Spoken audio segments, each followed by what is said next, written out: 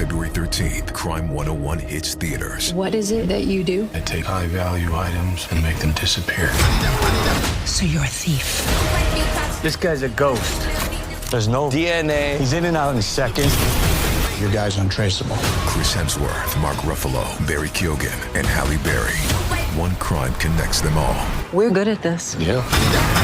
Crime 101, directed by Bart Layton. Rated R, under 17 on minute without parent. Only in theaters February 13th.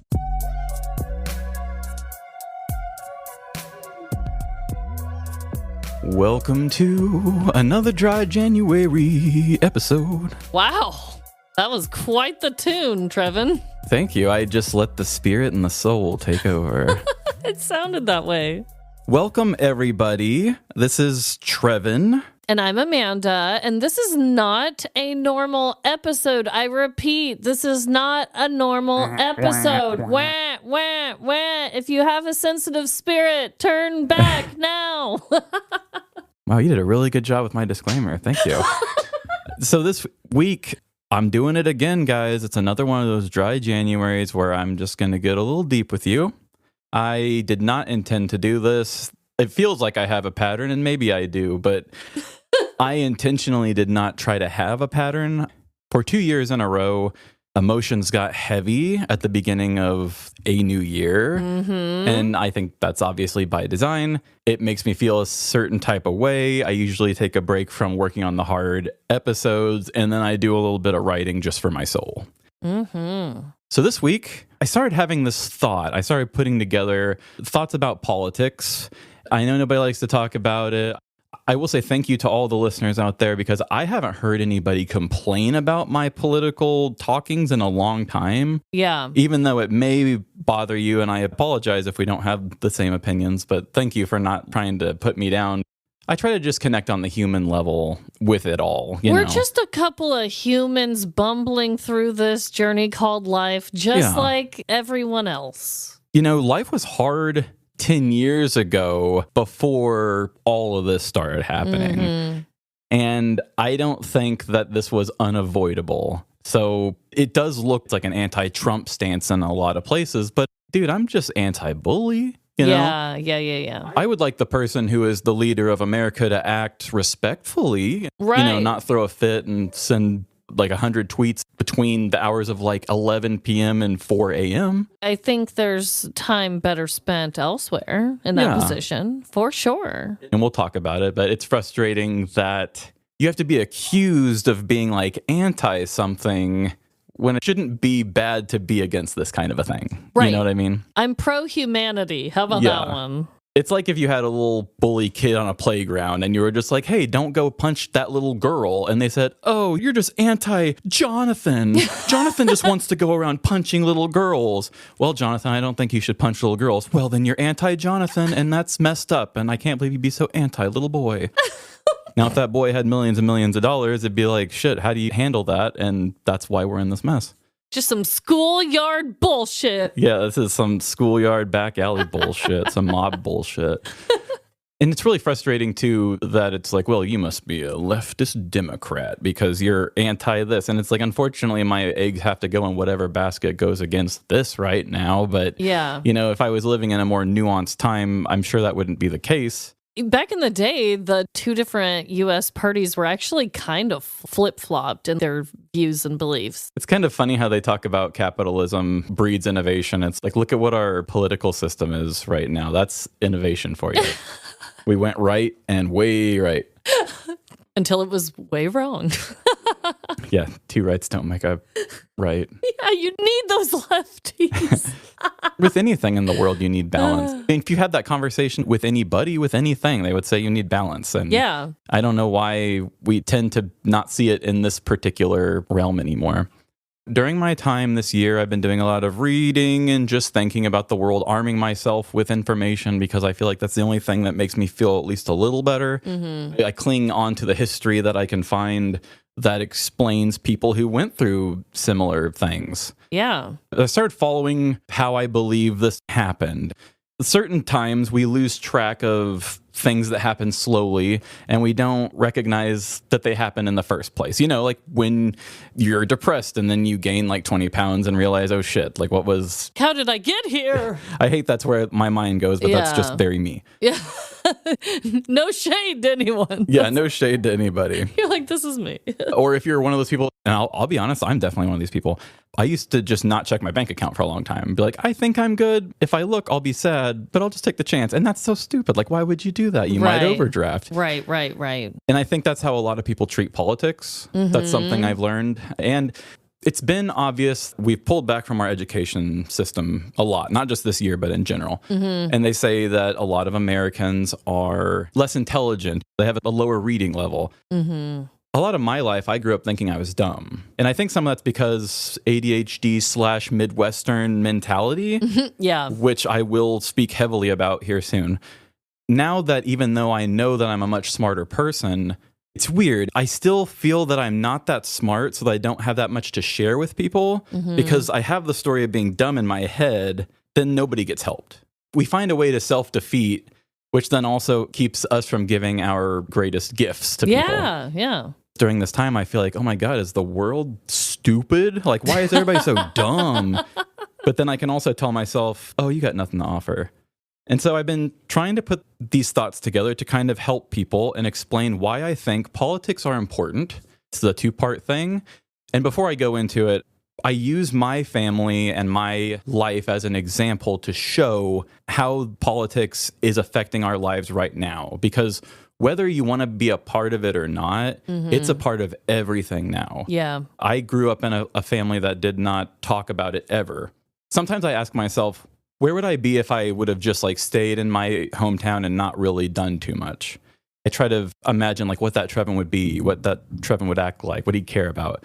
And I could totally see how I would be easily upset in certain ways that would lead me in a path with other people just because I refuse to talk about it.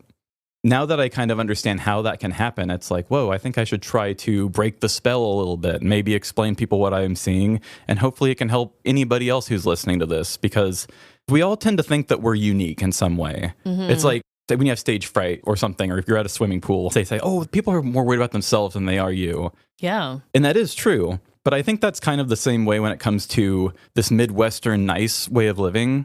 I was always raised like, don't talk about finances to other people. And if somebody had like a bill out on their table, like don't mention it or something like that. And it's like, well, you know, if we all did kind of talk about it, maybe we could find out if we're getting fucked over by the electric company, you know, something like that. Right. In jobs where people say, I was just thinking that. Yeah, don't share how much you get paid. Which honestly, you guys, and this might be a hot take, but in the past, in a previous job a while back, because one of my coworkers came to me and we talked about pay, she realized how grossly underpaid she truly was and being taken advantage of, and was able to really reflect on that, come up with like a pitch, went in, fought for more money, and it happened. So yeah, there are good things about it.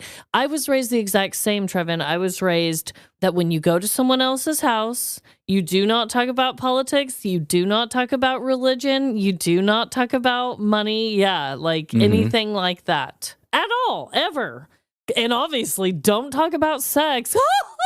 God forbid. Yes, and some of what I talk about can actually spill over to the sex conversation as well. Yeah, I can already relate. So I do use my family as an example in this to kind of touch back on what I did last year. This is going to be a spiritual successor to the masculinity thing. It's just me breaking down some thoughts, having an honest conversation, using my life story as a backdrop. Although I think my masculinity thing was more just my experience. I'm trying to explain a bigger idea of, because people say like, well, how did the Nazis get there? And everybody says the reason why this happened was because people were quiet and excused it. And I think sometimes we just hear the narrative and then we think in our head, I can't humanize that. And we just walk off and like we file it away as a fun fact, but we never actually understand how humans can do it. Yeah. And I think we do that with a lot of things, especially with the Nazis in general. When we learned about Hitler, we learned about him as a monster, always. He was the big, scary monster. We dehumanized him so much by thinking that he was like a Disney villain. I even asked myself like 3 years ago, while we were doing this podcast, I said to myself, man, why did those idiots even let that guy have all that power? I was like, oh yeah, I'm starting to think that I wasn't taught this very well. Uh-huh. So I went back and educated myself. And No, then, I don't think any of us were. No. Yeah, like, we just thought that for some reason everybody looked over and was like, oh, hey, Jafar, do you want the keys to the castle for no fucking reason? And he's like, yeah, I'm just going to burn it all down. And they're like, cool, see ya. yeah, overturn Mufasa. Why don't you? Because I remember in school, we were just like, wow, that's stupid. And here I Yeah. am living in stupid times. Yeah. Other things I've learned about like people with pattern recognition, like the more I see these patterns of things emerging, and it's just like, please, people, see this, please. I beg you. So by using my family here in this isn't me trying to say that anybody hurt my feelings or handled anything incorrectly. Because my family and I, hung out on Christmas. I stayed the night there on Christmas Eve. We're talking. It's all good. I will say a little bit about my brother in a political way, but I will explain why. And I'm not saying that he's bad for what he did. He shared a meme. I'll just say that. So, Yeah. but really, I mean nothing negatively towards anybody. I'm just trying to show how families are affected on a human level and why this is important. So, Amanda, you already said with me that you can relate. You guys didn't talk about politics or anything else. Yes. Do you have any other early thoughts about politics or first childhood memories about it that you want to bring up before I read this? Maybe I have shared this on the podcast. I really don't remember, but one of my earliest memories about politics that I'll share from my little small town is that we did a mock election. Yes. And it was against George W. Bush and Al Gore at the time. And I was what was I, in 4th grade, I think? Anyway, I remember voting, and I remember back then, Papa Dennis, he was like definitely like more towards Al Gore and like believing that climate change was real and stuff. So that's just what I thought too. And What an inconvenient truth. And so I remember being like, all right, yeah, clearly we're going to go with this guy who seems like he might believe in science. The mock election did not go in that way, and neither did the real election. Right. But I remember after George W. Bush won, I wrote a very thought out handwritten letter. It listed all my reasons for writing it, for asking the question. I even looked up facts on I don't even know if I had the World Wide Web to look up facts. I don't know if I looked it up in our little encyclopedia thing, but I was like, this is how much a professional athlete makes today. This is how much a teacher makes today. Why don't teachers make more money? And You were just fighting for teachers' rights. well, my dad was a teacher. Oh, yeah, good point. And so my whole life, I've seen the work that goes into it. I went with him every year to buy supplies. I helped him make his room. I saw how much went into it outside of work when he would come home and be working on grading assignments or planning things. And then to hear the difference in salary, I was just like, what? As a kid, it just really blew my mind. Yes. So I wrote a letter, very official, and my dad helped me, fill out the envelope, send it into the White House, and all I fucking got back was a portrait of George W. Bush, not even a real signature, like a digitized print copy. And back then, it was probably a grainy digitized yes, print. Yeah. and it was just some basic ass copy and paste text thank you for sending a letter and having opinions. And I was like, what the fuck is this? So Wow. that was my first memory of what politics were, who was in charge, what was important in the world that I was growing up in, and how I've always just been why? This is so skewed. Ever since I've been young, I've been why? Yeah. Why? I felt very similarly. And that's because I think you and I were both raised with the same exact Midwestern, we don't talk about it. And because we don't talk about it, we don't fully understand what it is. Yeah. At least at the time. Yeah. Even in school. So let's jump into this first part. Okay. I'm going to read this. We're going to talk about it. And then we'll jump into the second part. Sounds good. And here we go.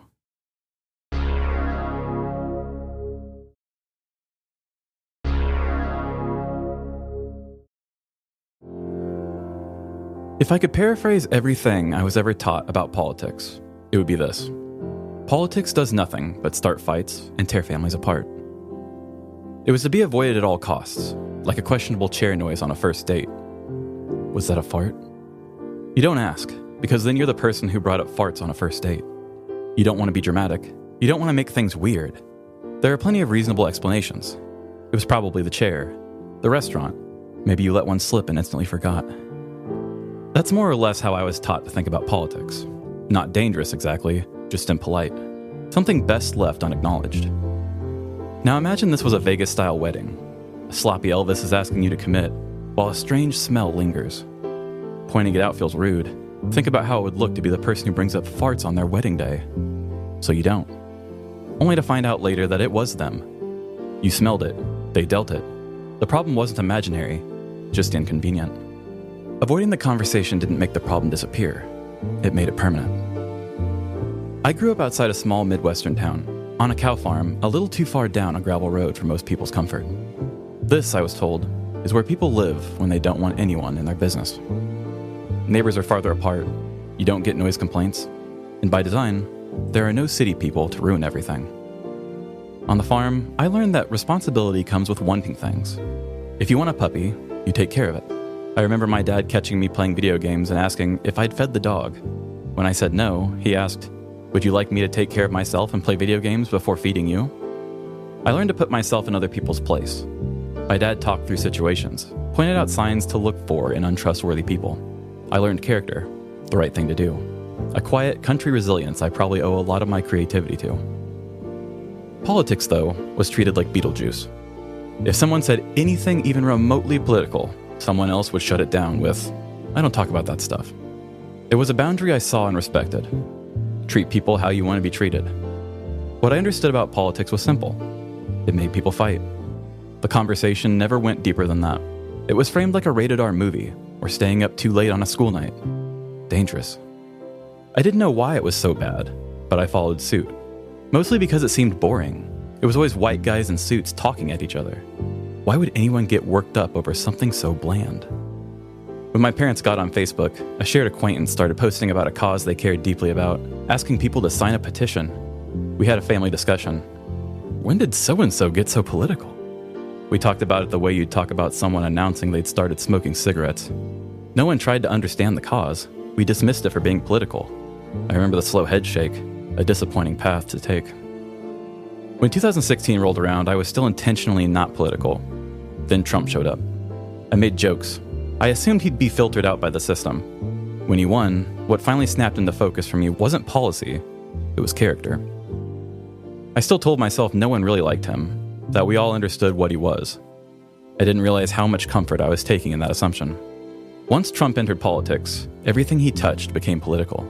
And because he has an uncontrollable need to announce what he doesn't like, things no president should loudly weigh in on, anything he mentioned was pulled into the political arena. If he couldn't divide you by politics, he'd do it by identity. Music, sports, even windmills. Ordinary interests became ideological signals. Over time, this didn't slow. It expanded. Interests, identities, places, and moral stances were labeled and sorted. Because of the Midwestern sensibilities I grew up with, I assumed everyone else saw the same obvious character flaws I did. I grew up watching people complain about every president. I figured we were all quietly embarrassed. Then a mildly conversation came up between my mom and me. Her response was the same tone I'd heard since childhood. We don't talk about politics.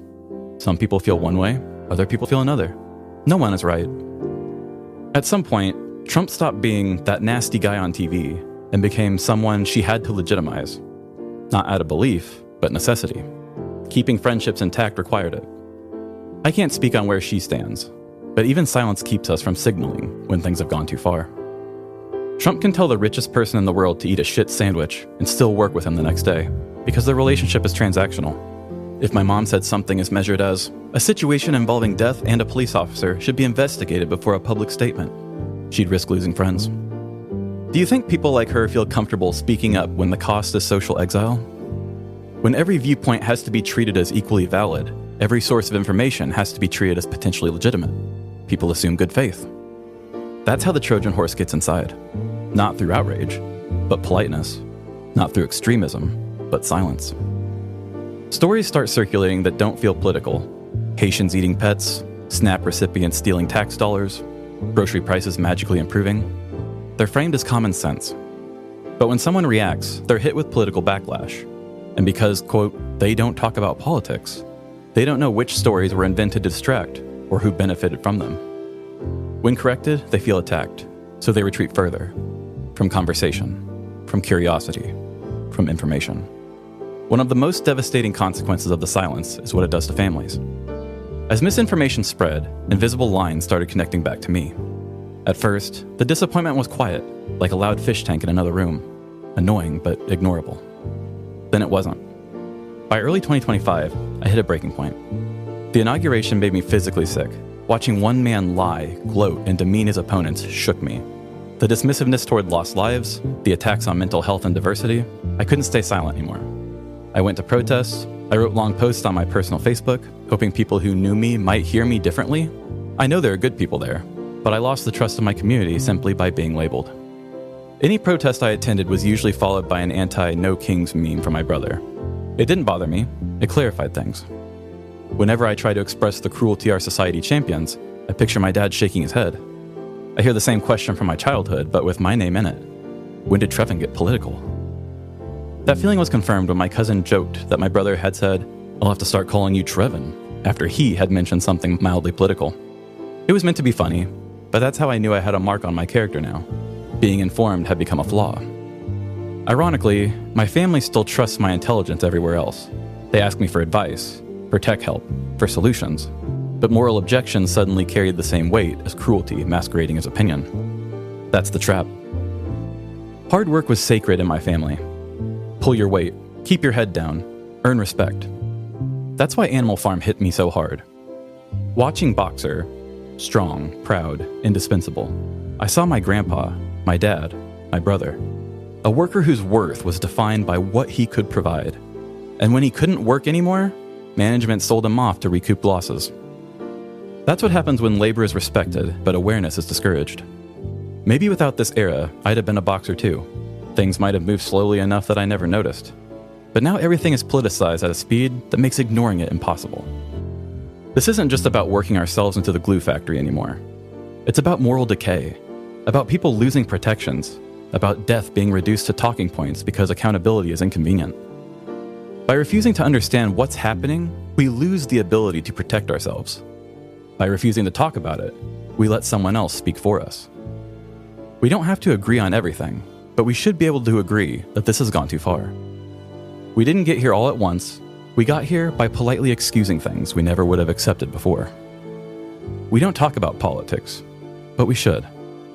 Because avoiding it doesn't make it go away. It just lets it grow until there's nowhere left to hide.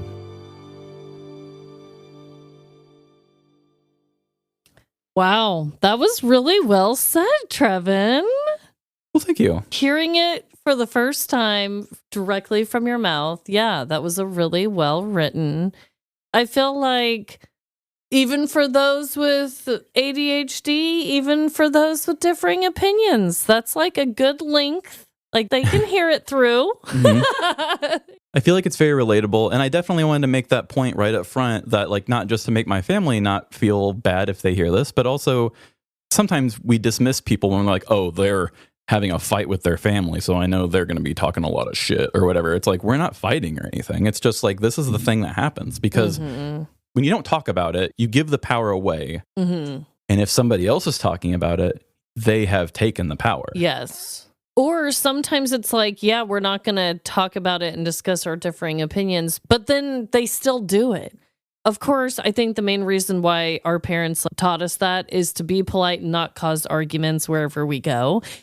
But another reason, that thing that's just been building for years and years, is that, like, for example, if you were only hearing the one thing in your household always, like, even though they don't talk about it with other people, you're still hearing their offhanded opinions about what's going on in life. Like, that's just bound to happen. It snowballed into it. They don't want their kids to hear other opinions other than them. Yes. That's a good way to shut that down, is to say, oh, how impolite that they talked about that. And it's like, sometimes it's okay for kids to hear differing opinions and to think it through themselves, you know? Yeah, and that's one of those things with character that really drives me crazy is, I was always taught if you love something, set it free. It'll come back if it really loves you. Or, of course, one of my all-time favorites, treat somebody the way you want to be treated. Yes. One thing I've noticed with the character of things, a person who I respect, a person who earns my respect, shows me reasons to have their respect. They're just like, I did this. You can see it for yourself if you want to respect me. I've got things to do that are good. There's another thing I've learned, especially this year on a huge, very obvious level, is there's also those people who they just need to make sure their story gets to your ears first. And if they can sell it well enough, they can earn your respect through trickery or just owning the narrative. And like you said, people who should see other cultures and whatnot, but I think those people understand how much the power of stealing the story is. And then they are like, oh no, I'm just going to keep you completely confined to just what I want you to hear. And in a sense, they're kind of right. But if you understood the mechanics of why you were picking that, maybe you could teach the person instead of on such a surface level of just like, oh no, I just like that.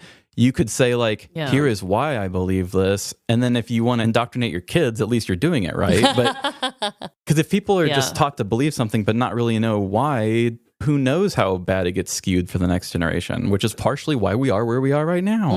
Everything's getting dumber and stupider. And this is not what it looked like 20 years ago. People, come on. Can I just say, too, I loved that he started with like a fart joke, because not only is that on brand for our show, but I mean, everybody does it. And I love how you specifically brought up the marriage thing, because as silly as that sounds, if you aren't talking to your spouse about politics before you're getting married, or even like finances or just basic beliefs and basic whatever, then you can be stuck with that smelly sharter your whole life and you guys don't even have anything in common. It's like, communication really is key. So like this whole we don't talk about it. Why? Why don't we talk about it? Like you said, it's part of everything. Everything is politicized. So why wouldn't we talk about it? My belief is that it's probably passed down through the churches, especially since the churches kind of got bought through the whole capitalism thing of them buying the first printing press, basically, for Christian books. They were able to buy the narrative and just say, we are the voice of them. And the people who didn't have a printing press were like, no, we're the real voice. And of course, nobody cares because they can't hear them. Yeah. I think that got handed down as almost just like, be a good little minion and don't question. And, don't talk about your pay because that will hurt big business daddy. And don't talk about this. And also a lot of the beliefs in those early books, especially who are like, this is how you raise a family. It always was about protecting the man. It's just like, don't talk about what daddy does. Like, let daddy rule his castle however he wants. Wow. And that's weird. And leaves you in a bad situation if you're not careful. If you don't talk about it or talk about anything, you hand your power away from it, which is why I'm glad you kind of brought that up. And I'll talk about this in the second part too. But it doesn't just go for politics. It goes for sex, and it goes for dating, and it goes for just relationships in general. Like, let's not talk about abusive relationships. Right. Okay, well, you put somebody in a relationship and they won't know how to find signs of it. Because how many times does it come down to just like your gut instinct? And if you've never encountered it or had a whole lot to go off of, you almost always go against your gut, at least the first couple times before you start to learn. Yeah. And I mean, in my case, my very first ever serious relationship was abusive in multiple ways. So that really was like the worst way to jump in to the dating scene, to be honest. Yes. And it isn't something that I was told to talk about that either. Yeah. And if you don't have the information on something, it's easier for you to be taken advantage of in that realm. Yeah. I mean, it could go in any direction. In my second part, I will give a very specific one to myself. But if you're a person who's never rode a city bus before or something, and a person sitting out there and is like, hey, I'll sell you a really good deal on city bus tickets, and then they just scammed you out of a ton of money. Right. Well, because you have zero information by never talking about the city bus, Right. You handed a stranger money because you thought he was the city bus. Yep. I know that sounds stupid, but it really goes in the exact same way. I mean, think about your taxes. You don't know shit about how that works. You flub through it every time and just hope you don't get arrested for having a typo. And that's very important stuff, you know? No, so true. And it's like that with everything. Yep. I think it's important to talk about it. And in the same way that we've talked about the dilemmas, I like to kind of say, hey, this is what I'm seeing on my path. What do you see on yours? Mm-hmm. Because I know with certain people, I trust you. I trust your character, the way you view the world. And so this is some things I've been experiencing in the wild. Like, you experiencing similar things too? What have you learned? Yeah. And so a lot of me writing this is kind of for that same thing. It's just like, hey guys, this is what I've been picking up on. And if it helps you in your journey and what you've noticed with your family, if this helps give you some grace, my family, like I said, is not a hostile situation, but if you can see in the same way that like a headline can say the No Kings thing. Yeah. How many times after we went to the protest did you see headlines where it's just like violent mobs for the No Kings thing? The leftist radicals are out at it again. And it's like, guys, there's unicorns out here among us. Like, there's people dancing in frog suits, and like the only thing that I thought was weird was the bros up on the roofs. That's like, do you have a sniper? What are you doing up there? Right, That's what I didn't like, because it was just hard for me to relax being a sitting pigeon. But yeah, I mean, I never felt unsafe in the crowd. In fact, I felt probably more safe in that crowd than I felt in most any. Yeah, exactly. Yeah, it's like, how many times do we walk away from that and we see these headlines about it being violent and stuff? My brother had shared a meme about how, I think he just said like, oh, we don't have kings. That's so stupid. Keep wasting your time, everybody. Like, we don't have a king. We have a president. And it's like, whatever, dude. I explain it more in the second part. I honestly feel like this is a big humanizing arc for my brother in this. Yeah. But I'm not like jumping to any conclusions to him, and I'll explain why. It's annoying because if we don't speak about it, we don't realize that something as small as our favorite fast food restaurant, it's like if you eat at Chick-fil-A, I have a really good feeling that you're pro-genocide.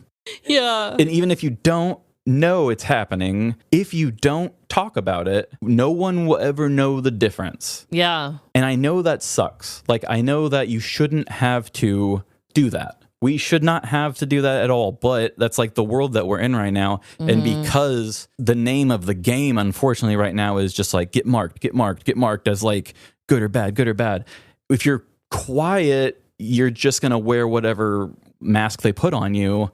And I don't think a lot of people realize that by staying out of it, you still have been marked. Yeah. I mean, I'm not saying you have to stay informed. Not saying you shouldn't either, but it's harder to stay informed, and I get that, but I also think, like, why do we have such strong opinions if we're not informed?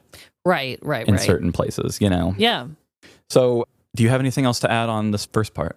I don't think so. Pretty much well said. Thank you. Yeah. This was going to be just one big part, and I realized that it was way too big, and I was already thinking this was only going to be a reading thing. Yeah. I know how hard it is to get people to read, and I really just hope that this can help people. So, let's go ahead and jump into the second part, and we'll wrap this thing up. All right. Here we go again.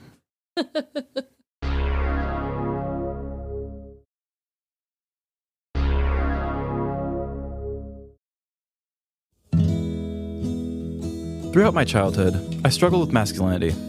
I was a sensitive kid who took his black sheepness status on the farm as proof that I wasn't really a man. I was so ashamed of the way I saw myself that I felt like everyone else saw me the same way too. Not because of anything specific, but because of 1,000 small things only I perceived. Because of that shame, I didn't talk about it. I held it in from age 5 to 35, until the emotions felt during Trump's second term pushed me to finally say something out loud. When you don't talk about something for decades, it doesn't disappear. It grows. And the people closest to you don't even know it's happening. My dad had no idea this was a problem for me. Instead of talking about it early and removing its power, I avoided anything I labeled as, quote, man things. I avoided learning car maintenance. I avoided farm-related skills. I avoided situations where I might confirm the story that I told myself, that I didn't belong. That belief didn't just surprise my dad later in life. It robbed us of years of possible connection. It kept me from bonding over interests he cared about, and it taught me something dangerous. If something makes you feel small, you stay away from it. School didn't give me the language for mental health. I didn't know how to explain what I was feeling, so I chose silence. And silence has consequences. Growing up, my dad constantly stressed the importance of good grades. Coming from a long line of hard workers, his goal was simple: Get a job that doesn't break your body the way his relatives' jobs had. I didn't take learning seriously until I was older. Eventually, I realized something he had known all along. Intelligence makes survival easier, especially socially. Now I'm the one my family asks for tech help. I'm expected to figure things out. I worked corporate jobs. I watched how decisions actually get made. I started following politics because I was tired of being blindsided by rules that affected my life. Ironically, I ended up proving my dad right. Education did make life easier. But for a long time, learning didn't feel accessible to me, or to a lot of people I grew up with. A phrase I heard constantly, and eventually repeated myself, was, "That's for someone way smarter than me." It sounds humble. It isn't. It shuts the door before information even enters the room. Politics wasn't framed as something to understand. It was framed as something to stay away from. Impolite, complicated, and meant for experts. If something made you feel inferior, avoiding it felt responsible. This wasn't just my family. This was my entire region. Small towns, farming communities, places where hard work mattered more than credentials. Over time, giving up our power became something we taught. It felt like good Midwestern values. Keep your head down, trust the system, focus on your responsibilities. But that trust didn't protect us. My family and I were still blindsided by legislation. We avoided politics, but we absorbed the outrage anyway, through the news, through neighbors, through consequences that arrived without explanation. We didn't have context, only impact. Following politics didn't come from wanting control. It came from self-protection, the same instinct my dad taught me when he warned me about people who couldn't be trusted. On a larger scale, I learned how to spot manipulation. I once read a quote about intelligence that stuck with me. It said something like this: "A true sign of unintelligence is using college-level words to explain an elementary idea. An intelligent person can explain a college idea using elementary words." That changed the way I listen. Details hide inside complication. The more layers something has, the easier it is to miss what actually matters, especially if you've been trained to feel ignorant before you even try. Think about how easy it is to accidentally buy something on Amazon. There's a Buy It Now button and an Add to Cart button. Now think about how hard it is to cancel a gym membership. That isn't an accident. It's design. If removing yourself were easy, companies would lose money. So complication becomes a barrier, and we accept it because we're busy. If I told a kid, draw a primate ascending from the ground just before landing on its place of repose, they might struggle. If I said, draw a monkey jumping onto a bed, I'd get exactly what I wanted. Now imagine my income depended on that kid not understanding me. During Christmas breakfast, my family talked about work, business, and the economy. My wife mentioned regulatory rules she finds questionable. We talked about large companies absorbing smaller ones, fewer choices, and how owning a business feels less possible than it used to. My brother asked, genuinely surprised, "Isn't there some kind of ethics rule against that?" I wasn't shocked because he's naive. I was shocked by how much trust he still had in systems we were told to believe in. The same systems we pledged allegiance to before we could even spell the word ethics. He isn't dumb for not knowing. No one should have to guess. He's busy. He's highly skilled at work the world actually needs, work I avoided because of the shortcomings I internalized as a kid. His competence keeps things running. My knowledge does not cancel his contribution. This is how overcomplication works. Power turns into paperwork and calls itself protection. We hand it off because we're told it's safer that way.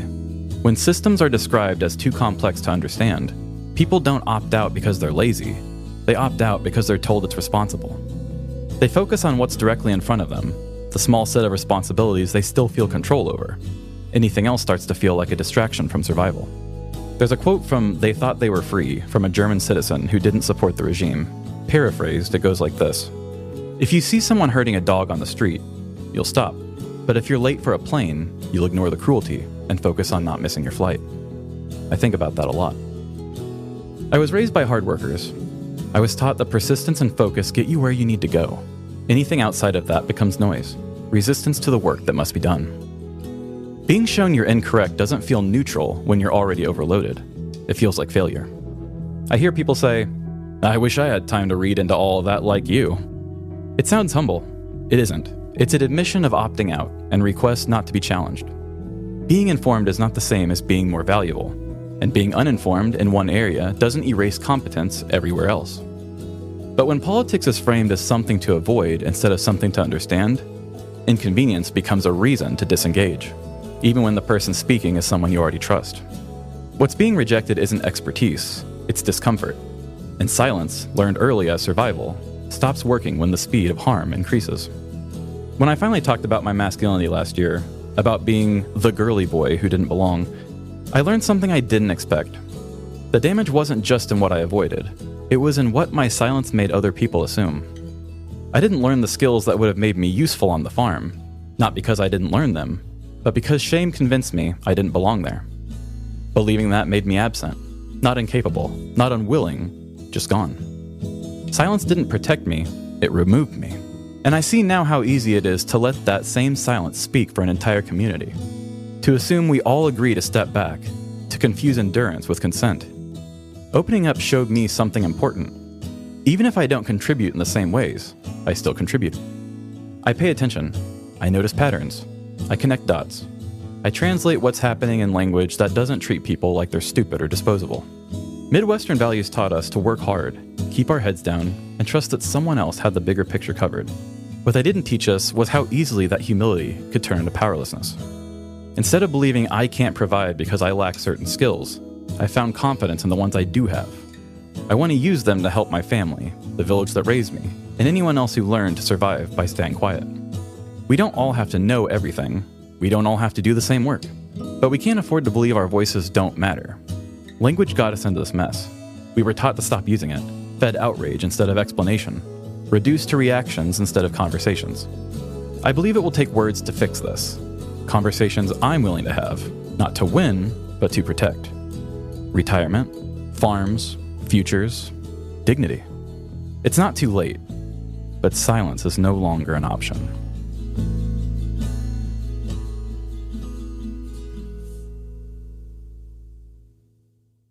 Again, well said, Trevin. Thank you. Snaps and claps all over the place. One thing I wanted to bring up in that is my issue with the masculinity thing is because I avoided the man things, and that's like the thing that like helped me really connect is like trying to figure out how to talk to the people from where I came from. I try to like put myself in there and remember how I used to think about things. I thought that I didn't belong as being a man, which kind of made me cut myself out of my own family in a lot of ways. Mm-hmm. By not saying anything about it, that did upset my dad when I came out about it because I didn't really talk about it and I didn't really give it a whole lot of time to stick. And that's a hard thing to want to do. And when you don't talk about it, all you have is the story you tell yourself. Mm-hmm. And my story was always like, yeah, Dad said that I was a little girl because he just thought I was a little girl. Mm-hmm. It's not always that simple. I saw his side of it when I told my episode, but like the more I think about it, even the more I start to understand how other people connect to things and how some people just don't process things in the same way that we do. One thing I learned about emotional intelligence is as I started gaining more, I thought the world already had it because in the same way that I thought I was dumb, I was like, oh, I'm starting to learn how to control my emotions. Finally, I'm like everybody else. Oh, I think I passed a lot of people. Yeah. Mm-hmm. Mm-hmm. One of my biggest fears always about being a person driving a car is just like, if I go to a shop, one of those shop people are going to take advantage of me. Like they could do anything, take advantage of me in whatever way they want because I won't know. I told myself ever since I got my driver's license, and instead of doing something to fix my biggest fear from happening, I chose not to learn anything about cars. And now every time I go to a shop, I already feel disappointed in myself and everything. And I'm just like, whatever, just do it now here. It's like a defeating thing that no matter what I do, I'm doomed to keep repeating this sad feeling about myself because I chose to make myself powerless in this realm. Luckily, my life isn't really cars and, I don't have to get into a shop that often. Right. I can live in a way that avoids it to where you would think that I might have it all figured out, but I don't. Yeah. I've probably changed half a tire in my life. I've never changed oil on my own before. Yeah. And, I don't mind admitting that. A lot of people around here would laugh in my face and say, oh, you're stupid. You live in Missouri and you've never done that. It's just like, just because I live in the state doesn't mean I have to. It's not a rite of passage. Yeah. I passed high school. I'm not saying that's something you have to do, but I'm just saying like, not everybody has to do that to succeed. So why the hell do I have to know how to change oil or something? Yeah. I'm embarrassed to admit that in a lot of ways because I've spent my whole life avoiding it. And then still, whenever I did have a one flat tire, like all the country kids came up and were hanging out with me and they're just like, we love changing tires. And they just changed the tire while talking to me. It was a great experience in my life. I was like, thanks, dude. Like, that's so cool. Yeah. It's like, yeah, everybody has their own skills. Everybody has their own things. Yes. And the annoying thing about this whole political war and this everything being politicized is that everything becomes politicized. It belongs to a certain team. And then nobody wants to admit anything that hurts their team or helps something that's made to the team that they are against. Especially when we've got like our president pointing out and saying like one entire side is radical terrorists, which is wild. Yeah. I mean, the car thing is tough because, I don't have a lot of information, but like nobody is saying that I'm an enemy of the state if I can't change a tire. Right. But somebody is saying you're an enemy of the state if you're mad that a woman got shot in the face. It doesn't have to be a partisan thing to say, like, before we make a public declaration, it's like, yeah, there's going to be an investigation. We don't say, like, within 5 seconds, this is what this person says. Right now, when you walk into a Burlington, you're walking into deals on top of deals during our Oh Wow Winter Clearance event. That's main character energy. Find tons of markdowns up to 70% off other retailers' prices on clearance items. Because at Burlington, the deals aren't the only thing turning heads. Save at our Oh Wow Winter Clearance event now. Seriously, with these savings, why shop anywhere else? Burlington Deals Brands Wow. Styles and selection vary by location. That's another thing I've learned this year is narrative control. A lot of people, especially men with power, it's not about helping keep something from happening. As long as you can tell the story first, that's all that matters. I started to pick up on that more with the Trump thing. In the beginning of the year, that plane went down and those people died. And it was not political violence. It was not a partisan decision. A plane went down and Trump said, "It's DEI." And then he started talking shit on people with dwarfism. He said something about how like it'd be hard for them to reach the controls. That's why these planes ran into each other. Oh my God. Insane. His take on that wasn't like 60 Americans are dead. They deserve respect. This is a moment of mourning for at least 60 people's families or so. He walks up and just says, it's DEI and we need to get rid of it. And people with dwarfism, I'm coming for your job.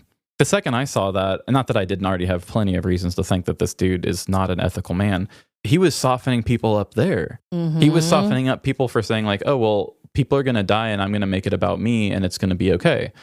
And we said it was okay and let it happen. And now people are being killed that are on the other side. And now he can say, well, that's okay because it's what I want. Anyway, when I saw him do that, I just knew it's like, dude, this is the guy who's supposed to represent us. It wasn't even that he picked a side. He just like, I don't care that all these people died and had a tragic night. I just want to talk about this other thing I want to do. Did anybody here? I want to destroy DEI. Yeah. It's like, why are we making this about you? Like, those people lost their lives. Like, that's so disrespectful and terrible. And that probably comes off as woke, which is because everything has to be politicized. Having a moral stance is politicized. We've watched so much true crime stuff where it's just like anytime a person's shot or something, it's like there's an investigation and a police officer is held to standards that match their training. I mean, that's the whole point of courts, you know? Yeah. You have precedents that are set, you have rules, you have a lot of things to figure out. A decision is made innocent until proven guilty. It's not terrorist, I don't like you. Yeah, definitely not. That's not the phrase. Yeah, and it's not supposed to be from the guy who he doesn't work in an opinion position, or at least should not anyway. Yeah. But narrative control with a lot of these men with power is they don't try to prevent something from happening. They put more power into as long as they can tell the story first. In the same way with the gun debate, any of these things, they don't want to solve the issue. They just want to keep it being a problem because honestly, it really doesn't matter to them who gets shot, whatever. Once somebody gets shot, I get on the news first and say, somebody I don't like did it. It's okay. They don't want to do anything to protect citizens. It's just, I always think of it as shaking up a snow globe. They're going to keep throwing a bunch of propaganda in our face and a lot of negative news and making us all feel terrible and just shaking up our emotions. And of course, the guns are aplenty. And then when somebody does something, all they have to do is just make sure that they're the first people to post the story to say, radical leftist did it. Mm-hmm. You don't even have to have people on your side do what you want. You just have to have it happen so that you can tell people what it was first. Mm-hmm. That opened my eyes to it very early in, and it's obviously been the play ever since. It's very frustrating to watch. But when we don't talk about these kind of things, no matter what it is, whether you're upset about one teeny tiny thing, like I saw, like, I really don't even want to talk about Kirk, but when that whole thing happened, it upset a lot of people, but then those same people didn't get upset about other things either. And it's like one of those things where when you don't get upset like that, people say like, well, what was the problem? And that's just because everything has to be so politicized that it's like, if you don't define yourself, you are going to get misunderstood. I'm not saying that's right, but that's just the world that we live in right now. And I think you're going to have to be intentional about how you present yourself and to be smart in these times, because we all need to have the conversations with each other, at least with the close relationships, because that's the only way that we're going to define ourselves and at least know who we can really trust, instead of being like, oh, you're a person that likes one thing the same as me, I must assume that you have great morals like me too. Yeah. It's like, no, we just have the same favorite movie. That's it. Like, Right. So it's important to have these conversations, because I fear that it's going to be more important to know who you do trust as things go along. Also, just for me, I have a hard time just being misunderstood. That's something I've learned a lot, is my love for expression comes from my hate for being misunderstood. That makes a lot of sense. I didn't really realize it until I was later in life, but like my mom and my dad and I would kind of butt heads when I was a kid. A lot of times I would just get so worked up and get so angry, and I never really figured out why. And a lot of times it was just because I realized it's like, that's not what I'm saying. That's not what I'm trying to say. But, you know, parents are already punishing you for something or whatever. And then you start to realize that if the narrative on me gets spun, I lose a lot of power in how I'm viewed. And people with a lot of power and a lot of ability to make a narrative on you, they know that. Oh, yeah. If you tell people that you have empathy, the whole world is going to tell your parents that you're a terrorist. Like, that's what living in America feels like. Yeah. I can say one tiny thing, and then I have a million fingers, or I have a million voices going straight to my family and telling them that I belong to this group that's doing something. It's like, what? I just want to make art and give people hugs. I know. It's crazy talk. So I think it's important that we do define ourselves, because people are talking for us, whether we like it or not.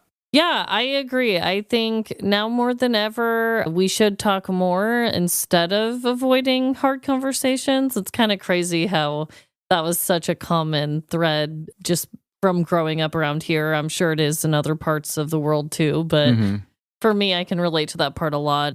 And now it's like, I would never tell my kids like, oh, don't talk about that. You don't want to know. Like now I'm like, no. These are all important things. Like I would never tell them to get married without talking about these big things with their partners. But for me, like that was just not even a thing in my... Yeah. It's crazy, but I do think the main thing is communication, having hard conversations that make things awkward. And yeah, like we said in the previous episode, just more humanity.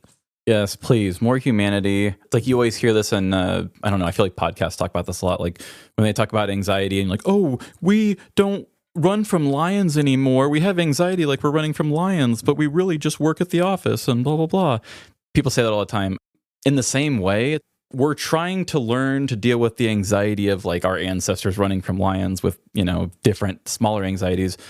But, you know, our ancestors survived by being like, hey, up ahead, you know, there's a lion, like be prepared. You know, it's because they communicated.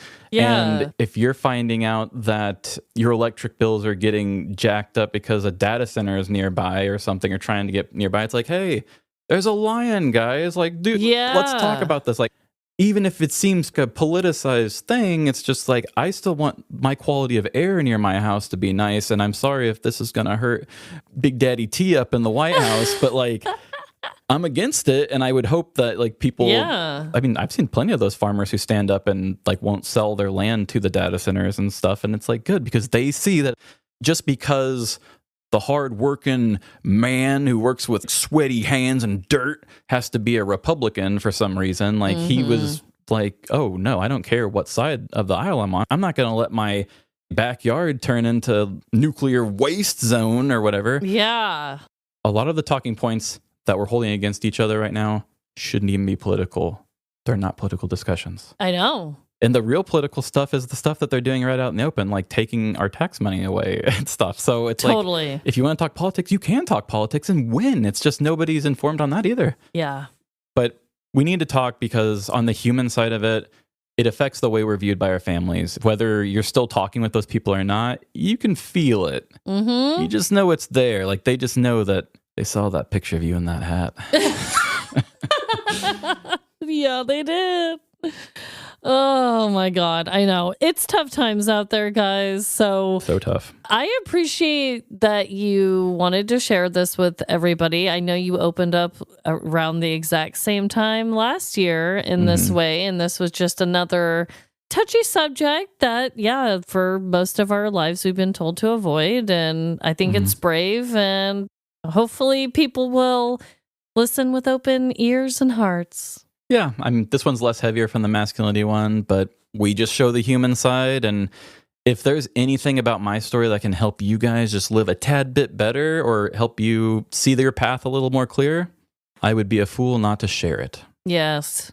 And for those who are wanting a regular ass episode, Oh, this is your last week before it? guess what? It's coming next week. We're going to be changing our tune. We're going to be hitting the road and going to Florida. Florida, February, clap, clap, clap, clap, clap. Yes. So next week is definitely going to be a 180 back to our original schedules. And honestly, I can't wait. I can't wait, but I also appreciate the break. Thank you guys. Yes. I have actually been doing more music work and it feels good. I still don't know how I'm going to keep up with it, but it's been good during this month. And I'm sure the sound effect machine also enjoyed the break. It definitely did. Well, I just hope everyone's having a great week. And just remember, politics can be talked about. Okay? Yes, it can. Bye. See ya. Thank you for listening to this week's episode. If you want more fun with Amanda and I, join our Patreon. We've got movie nights, bonus content, and ad-free episodes. Find us on social media to watch clips, view pictures, and interact with us. Do you have a petty crime of your own or want to suggest one? Send your stories to livelaughlarceny@gmail.com or DM us on any of our socials. We need more listener story episodes. And help support our show by giving us 5 stars wherever you rate podcasts. It really helps.